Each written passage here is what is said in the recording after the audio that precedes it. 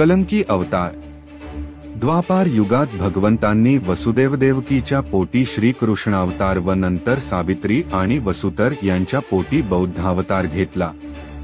हा अवतार गुप्त असून गयासूर राक्षसांचा गुप्तपणे वध या अवतारात झाला आहे। यापुढे कलियुगात त्रिवेणी संगमावर भगवान कलंकी अवतारहीन कुळात घेतील, त्याची कथा ही अशी। पूर्वी जाबाली नावाचा महान तपस्वी ऋषी होऊन गेला। ब्रह्मदेवांच्या वरामुळे त्याला 2 पुत्र व 1 कन्या झाली। एकदा अचानक त्याची तब्येत अत्यवस्थ होऊन आपला मरणकाळ जवळ आला असे त्याला वाटू लागले।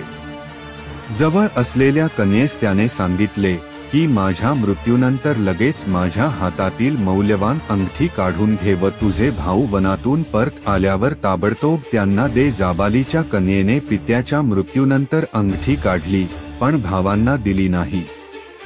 शोकमग्न अवस्थेत दोघा भावांनी प्रेत स्मशानात नेल्यावर त्यांना पित्याच्या बोटातील अंगठीची आठवण झाली।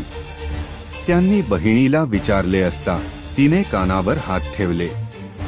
बहीण खोटे बोलत आहे हे ओळखून भावांनी तिला तू नीच कुळात जन्म घेशील असा शाप दिला। तिने पश्चात्ताप पावून शाप मागितला असता तुझे लग्न उच्च कुळातील पुरुषाशी होऊन कलियुग संपता संपता भगवान तुझ्या पोटी कलंकी अवतार घेतील व तुझा उद्धार होईल असे सांगितले। याने समाधान होऊन बहिणीनेही भावांना शाप दिला की तुम्ही पक्षीयोनीत जन्माला याल व त्यावेळी तुम्ही एकमेकांचे वैरी असाल। या शापांप्रमाणे जाबालपुत्र कावळा व पिंगळा या पक्षीयोनीत जन्माला आले। त्यांचे प्रेम नाहीसे होऊन हाडवैर निर्माण झाले।